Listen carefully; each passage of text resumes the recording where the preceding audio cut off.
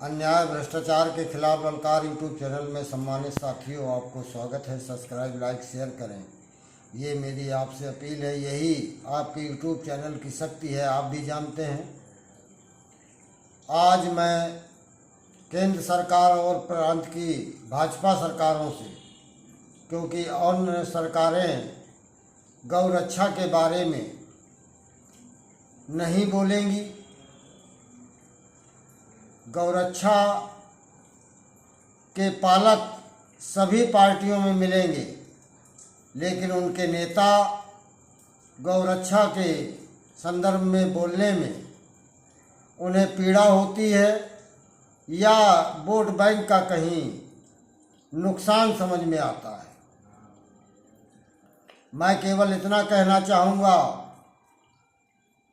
क्योंकि इस समय केंद्र सरकार के द्वारा और राज्य सरकारों में है, तो सभी राज्य सरकारों में व्यवस्था गौरक्षा के विभाग हैं, लेकिन भाजपा शासित राज्य जो भाजपा के हैं,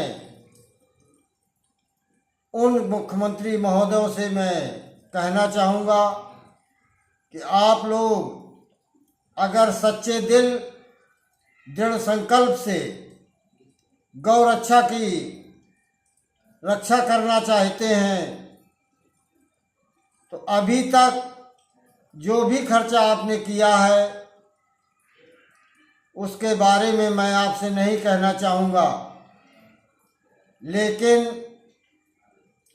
एक साल का बजट से आप आकलन कर ले। गौरक्षा में जो दान करते हैं लोग, उस बजट को हटा ले। जो सरकारी खर्चा गौरक्षा के नाम पर, गौशालाओं के नाम पर हो रहा है, उस संदर्भ में मैं आपसे बोल रहा हूँ। आप उत्तर प्रदेश के मुख्यमंत्री हैं, संयोग से एक मठ के भी महंत है, और उस मठ का पूर्वांचल में एक बड़ा नाम है, बड़ा महत्व है, लोगों की आस्था है, और मठ में भी गौपालन होता है। ऐसा फोटो के द्वारा कई बार मैंने देखा है। तो मैं केवल आपसे इतना कहना चाहता हूँ कि जिस जिले को आप, मैं अगर प्रदेश की बात करूँगा कि पूरे प्रदेश में जो बजट आप गौशाला के नाम पर खर्चा कर रहे हैं, जो पशुधन मंत्री और गौशाला आयोग के अध्यक्ष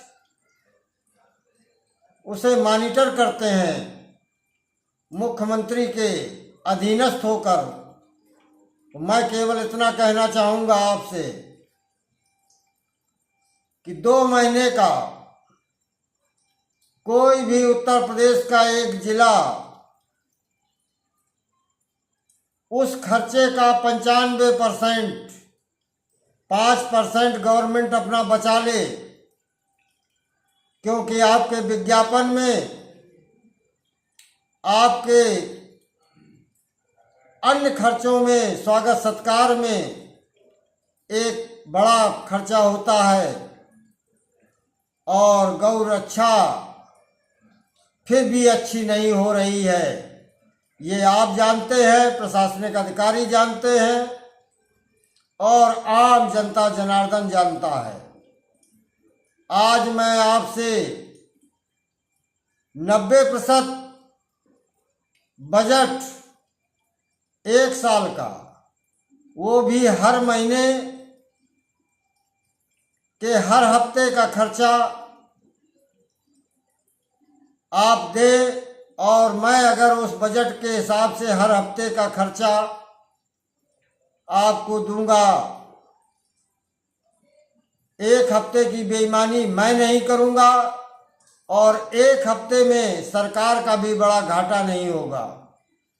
सब लिखा पढ़ी एग्रीमेंट के तहत होगा। इसके बाद उन गौशालाओं के, गौ संवर्धन के और गौओं के शारीरिक फोटो भी आप ले लें। अगर एक हफ्ते करके 4 हफ्ते आप चलाएंगे, 4 हफ्ते में गौ माता आपको स्वस्थ पहले से अच्छी दिखाई दे, क्योंकि 1 महीने में बहुत अच्छी तो नहीं होगी।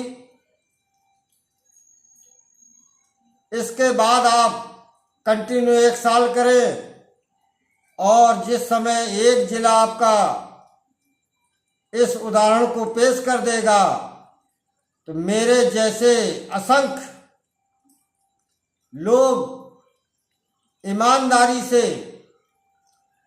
तो ना किसान की फसल चलेगी, ना किसान को रात में जागना पड़ेगा, ना बटाई वाले किसान को जागना पड़ेगा, ना नुकसान होगा। और भारत देश में देसी गौपालन हमारे पुराने इतिहास को फिर दोहराएगी। ये मेरा आपसे वचन के साथ साथ एग्रीमेंट और पूरे स्वाभिमान और सम्मान के साथ एक दोहा है तो रघुकुल जी के उदाहरण पे, लेकिन चूंकि सनातन धर्मी हूँ मैं कि रघुकुल रीत सदा चले आई, प्राण जाए पर वचन न जाए। और उसका उदाहरण भी मैं आपको दे देता हूँ। अगर उत्तर प्रदेश के मुख्यमंत्री महोदय मेरा परिचय भी चाहेंगे तो आपके कैबिनेट में कई ऐसे लोग हैं,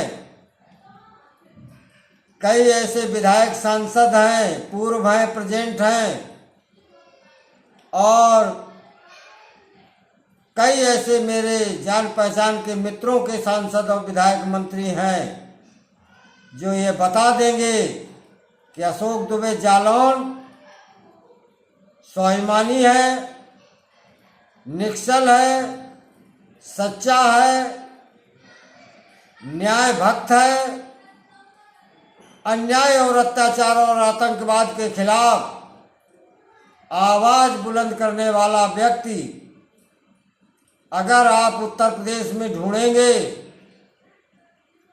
तो बिना लालच का बहुत कम लोग मिलेंगे। ऐसा तो नहीं कि मैं ही अकेला हूँगा। मेरे में साहस है जवाब देना और जवाब लेना, अन्याय के विरुद्ध बिगुल बजाना, अत्याचार के विरुद्ध बिगुल बजाना, भ्रष्टाचार के विरुद्ध बिगुल बजाना। मैंने कई बार ठेकेदारी का भ्रष्टाचार, खनिज का भ्रष्टाचार और परिवहन विभाग के भ्रष्टाचार के साथ साथ कई विभागों के भ्रष्टाचार की बात करता रहा हूँ, करता रहूँगा। और अगर आप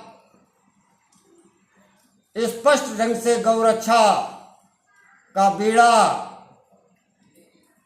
उठाएं तो हो सकता है कि 1 साल का आपको इंतजार न करना पड़े। 6 महीने में पूरे उत्तर प्रदेश में, जैसे आप लोग प्राइवेट सरकारी विभाग दे देते हैं, तो ये सरकारी विभाग प्राइवेट नहीं होगा, ये सनातन धर्म का विभाग होगा। और हम जैसे सच्चे